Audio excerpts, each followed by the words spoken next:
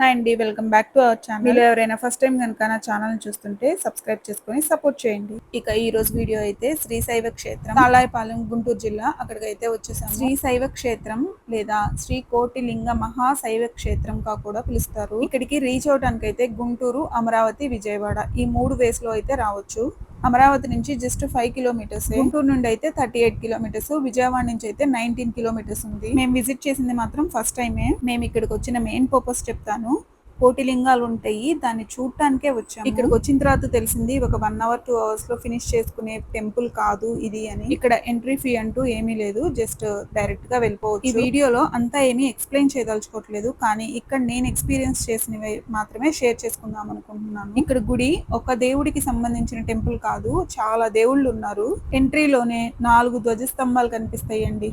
ఇక్కడికి వచ్చిన తర్వాత చాలా విషయాలు అయితే నేను తెలుసుకున్నాను. ఈవెన్ ఇక్కడ ఉన్న టెంపుల్స్ మొత్తం కూడా నేను చూడలేదు. వచ్చింది జస్ట్ కోటిలింగాలు చూడటానికి కదా, అక్కడికి వెళ్దాము అని చెప్పి జస్ట్ మెయిన్ గుడిలోకి వెళ్ళి అక్కడ దర్శనం చేసేసుకున్నాము. ఇక్కడ టెంపుల్స్ చాలా వర్క్ జరుగుతుంది. ఇంకా నెక్స్ట్ మంత్ అంటే జూన్ లో 5th, 6th, 7th 5గురు అమ్మవార్ల ప్రతిష్ఠ అయితే జరుగుతుంది. ఆ వర్క్ అంతా దగ్గరుండి చూసుకోవటానికి శ్రీశైవ క్షేత్ర పీఠాధిపతులు పరమ పూజ్య శ్రీ శ్రీ శ్రీ శివస్వామీజీ గారే దగ్గరుండి చూసుకుంటున్నారు. ఈవెన్ ఆ స్వామీజీతో ఆ రోజు చాలా సేపు మాట్లాడాము. నాకైతే శివస్వామీజీయే పీఠాధిపతులని తెలియదు, తర్వాత తెలిసింది మాకు. మేబీ తెలియకపోవటం వల్లేమో మేము చాలా క్యాజువల్ గా మాట్లాడాము. ఈవెన్ స్వామీజీ కూడా ఎంత ఓపిక్ గా నేను అడిగిన ప్రశ్నలన్నిటికీ సమాధానం చెప్పారు. ఇంకా నేను అడగనివి కూడా చాలా విషయాలే నాకు చెప్పారు స్వామీజీ. ఈవెన్ వీడియో తీసుకుంటాము అని పర్మిషన్ అడిగితే హిందూ ధర్మం అందరికీ తెలిసేలాగా చేస్తాము అంటే ఎందుకు ఒప్పుకోము అని చెప్పి వీడియో తీసుకోండి అని పర్మిషన్ ఇచ్చారు. ఇక్కడ 5గురు అమ్మవార్ల ప్రతిష్ఠ జరుగుతుందని చెప్పాను కదండి. శ్రీ లలిత పరాబాటారిక, Shri Rajashyamala,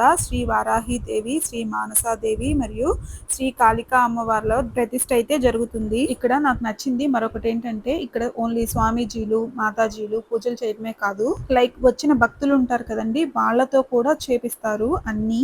even next month జరిగే ప్రతిష్టలో కూడా 1008 మంది భక్తులతో 1008 శ్రీచక్ర యంత్రములకు శ్రీ లలిత అమ్మవారి విగ్రహ ప్రతిష్టలో, లైక్ అమ్మవారిని ప్రతిష్ఠిస్తారు కదండి, దాని కింద అమ్మవారి కింద భక్తులతో పూజ చేపించిన శ్రీచక్ర యంత్రాలని అమ్మవారి కింద ఉంచుతారు. దీనిలో పాల్గొనాలి అంటే గనక కొంచెం అమౌంట్ కట్టాలి. ఇన్ కేసు మనం పూజ చేయించుకోవాలి కానీ మనకి వెళ్ళటానికి కుదరదు అన్నా కానీ వాళ్ళైతే అక్కడ ఒక ఫోన్ నెంబర్ ఇచ్చారు. ఆ ఫోన్ నెంబర్ కి కాల్ చేసి వాళ్ళకి ఇలా విషయం అంతా చెప్పి మేము రాలేము అని చెప్పి అమౌంట్ పే చేస్తే గనక వాళ్లే పూజలు మన పేరుతో జరిపించి మన పేరుతోనే శ్రీచక్ర యంత్రంను అమ్మవారి విగ్రహం కింద ప్రతిష్ఠిస్తారు. లాస్ట్ లో ఆ ఫోన్ నెంబర్ కూడా యాడ్ చేస్తానండి, కావాలంటే గనక ఎవరైనా ఇంట్రెస్ట్ ఉంటే కాల్ చేసి మాట్లాడొచ్చు వాళ్ళతో. ఇలా భక్తులతో చేపించి భక్తులకి అవకాశం ఇవ్వటం మంచి విషయం అనిపించింది నాకైతే. ద్వాదశ జ్యోతిర్లింగాల స్తోత్రములు అవి ఎక్కడెక్కడ ఉన్నాయి అనేది, అష్టాదశ శక్తి పీఠాలు ఎక్కడెక్కడ ఉన్నాయి అనేది అంతా ఇన్ఫర్మేషన్ అంతా ఉంది ఇక్కడ. ఈ టెంపుల్ లో చాలా ప్రశాంతంగా ఉంది. ఎక్కువగా గుళ్ళన్నీ సింపుల్ కలర్స్ లో ఉంటాయి కదని, కానీ ఈ టెంపుల్ అయితే చాలా కలర్స్ తో నిండి ఉంది. ఇది మెయిన్ శివాలయము, దీని కింద ఇంకొక శివాలయం ఉందండి, అమ్మవార్లు కూడా ఉన్నారు ఇక్కడే. ఈ గుళ్ళో ఇది బాగా నచ్చింది నాకైతే. స్ఫటికాలతో లింగాలు చేశారు. గుడిలో మీరు ఎక్కడ చూసినా గానీ శివలింగాలు చాలా కనిపిస్తూ ఉంటాయి. నేనైతే నెక్స్ట్ టైం ఖచ్చితంగా ఈ టెంపుల్ మొత్తాన్ని విజిట్ చేసి అక్కడ అంతా తెలుసుకోవాలి, ఇంకా ఎక్కువ తెలుసుకోవాలి అని ఉంది. కన్స్ట్రక్షన్ జరుగుతుందని చెప్పాను కదండి, ఇక్కడే కన్స్ట్రక్షన్ జరుగుతున్నాయి. ఇక్కడ గోశాల, ఆంజనేయ స్వామి టెంపుల్, అమ్మవారి టెంపుల్స్, సరస్వతీదేవి, ఈవెన్ ఇక్కడ పొంగల్ చేసుకోవటానికి కూడా సపరేట్ ప్లేస్ ఉంది. ఇలా చెప్పుకుంటూ పోతే చాలా టెంపుల్స్ ఉన్నాయండి. నిజంగా ఇలా అన్ని ఒకటే దేవాలయం ప్రాంగణంలో కట్టడం అనేది మంచి ఆలోచన. కోటి లింగాలు చూద్దామని వచ్చాం కదండి, ఇంకా దాన్ని చూడటానికి అయితే వెళ్తున్నాము. మేము చూడటానికి వెళ్తున్నంత సేపు డౌట్ అక్కడ నిజంగా కోటి లింగాలు ఉంటాయా అని అలా మాట్లాడుకుంటూనే వెళ్ళాము. ఇంకా వెళ్లే దారిలో కూడా చాలా దేవాలయాలు ఉన్నాయి. ఇక కోటిలింగాలు చూడటానికి అయితే వచ్చేసాము. ఇదేనండి, ఇక్కడే ఉంటది ఈ కోటిలింగాలు. వాటి దగ్గర జరిపించాల్సిన వాటన్నిటికీ ఈ అయ్యగారు ఉంటారు. వీడియో షూట్ చేసుకుంటుంటే అంతా మంచిగా తీసుకోండి అని చెప్పారు. అంతేకాదు మనమే స్వయంగా శివలింగాన్ని ప్రతిష్ఠించుకోవచ్చు అంటండి. అయ్యగారు అదే అక్కడ ఎక్స్ప్లెయిన్ చేస్తూ ఉన్నారు. ఫస్ట్ మీరు వెళ్ళి అదంతా చూసి రండి, ఆ తర్వాత నిర్ణయించుకోండి అని చెప్పారు. ఇంకా అక్కడ జరిగే పూజలు వాటన్నిటి గురించి ఎక్స్ప్లెయిన్ చేస్తూ ఉన్నారు. అలా చాలా సేపు మాట్లాడిన తర్వాత కోటిలింగాలు చూద్దామని చెప్పి వెళ్ళాము. మాకైతే ఆ శివయ్య ఏదో చెప్పి పంపించినట్లే అనిపించింది. మన వాళ్ళు ఇంకా దేవుడు కనిపించాడు అనంగానే ఎక్కువగా కుంకాలు, పూజలు, పునస్కారాలు అన్నీ చేసేస్తూ ఉంటారు కదండి. అదే రాశారు అక్కడ, అలా చెయ్యొద్దు అని చెప్పి. ఇదిగోండి ఇవన్నీ కోటిలింగాలండి. వీటన్నిటిని చూడటానికి 2 కళ్ళు చాలలేదు అన్నట్లు ఉన్నాయి. ఎప్పుడు నేనే ఫీల్ అవుతాను, లైక్ శివయ్య దగ్గరికి రాగానే కళ్ళు చెమ్మగిలినట్లు ఏడుపు వస్తుంది నాకు. కానీ ఫస్ట్ టైం మా పిల్లలకు కూడా అలాగే అనిపించింది. మేబీ ఎక్కువగా కనెక్ట్ అయ్యారేమో అనిపించింది. నేను ఈ కోటిలింగాలతో పాటు ఇంకొన్ని విషయాలు అయితే తెలుసుకున్నాను ఇక్కడ. ఈ వినాయకుడికి ఇన్ని రూపాలు ఉంటాయా అనేది నేను ఫస్ట్ టైం చూసానండి ఇక్కడ. ఆ రూపం పేరు నీట్ గా అర్థమయ్యేలాగా బాగా రాశారు. ఒక్కొక్క రూపంకి ఒక్కొక్క కలర్ ఇచ్చారు. ఒక గుడిలో ఇన్ని రంగులు చూడటం అనేది ఇదే ఫస్ట్ టైం. ఇక ఇక్కడ కోటి లింగాలు ఉంటాయా అంటే ఉన్నాయండి, కోటి లింగాలే ఉన్నాయి. అదే ప్రశ్న అయ్యగారిని అడిగితే అయ్యగారు చెప్పింది ఏంటంటే ఒక్క లింగం వచ్చేటప్పటికి 108 లింగాలతో సమానం అన్నారు. అలా ఆ హాల్ మొత్తం కోటి లింగాలతో నిండిపోయిందంటండి.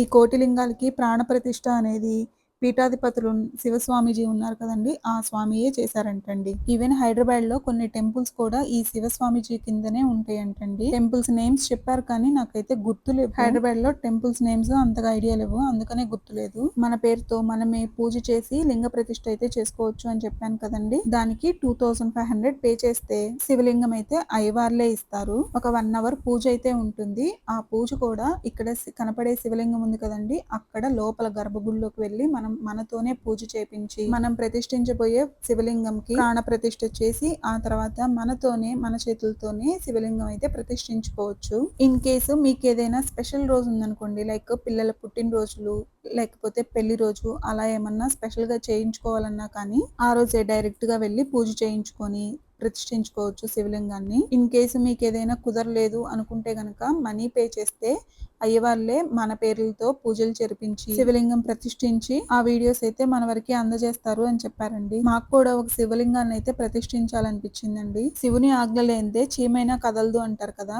నా హస్బెండ్ తొందరగా దేనికి ఓకే అని చెప్పరు, అలాంటిది వెంటనే చేయించుకుందాము అని చెప్పి మేము కూడా పూజ చేసుకుని శివలింగం అయితే మా పేర్లతో కూడా ప్రతిష్ఠించామండి. ఆ పూజ చేస్తున్నంత సేపు శివలింగం దగ్గరగా ఉండి మనమే పూజ చేయిస్తాం కదా, ఇది నిజమా కళ అనిపించింది నాకైతే. శివలింగంకి అంత దగ్గరగా నేనైతే ఎప్పుడు వెళ్ళలేదు. ఇలా భక్తులకు కూడా అవకాశం ఇవ్వటం అనేది నాకు చాలా బాగా నచ్చింది. మీలో ఎవరైనా శివ భక్తులు ఉంటే కనుక ఖచ్చితంగా వెళ్ళి విజిట్ చేయాల్సిన ప్లేస్ అని చెప్తాను. ఇన్ కేస్ మీరు ప్రతిష్ఠిస్తే గనక మీ శివలింగం ఎన్నో నెంబరో కనుక్కోండి. మేమైతే కనుక్కోలేదు, అలా చెప్తారు అనేది మాకు తెలీదు, బట్ చెప్తారంట. పూజ చేసేది అవన్నీ నేనైతే వీడియోస్ ఏమీ తీయలేదు. ఈవెన్ ఈ కోటిలింగాలది అదంతా కూడా నేనైతే వీడియో తీయలేదు. మనస్ఫూర్తిగా దేవుణ్ణి చూసుకుంటూనే ఉన్నాను. ఈ వీడియోలో నేను స్వయంగా తెలుసుకున్న విషయాలే మీతో షేర్ చేశాను. ఏమన్నా తప్పుగా చెప్పుంటే మాత్రం క్షమించండి. ఈ దేవాలయాన్ని అయితే ఖచ్చితంగా విజిట్ చేయండి. ఈ వీడియో నచ్చితే గనక లైక్ చేయండి, మీ ఫ్యామిలీ ఫ్రెండ్స్ తో షేర్ చేయండి. Subscribe to my channel. మరొక మంచి వీడియోతో మళ్ళీ కలుద్దాం. బై.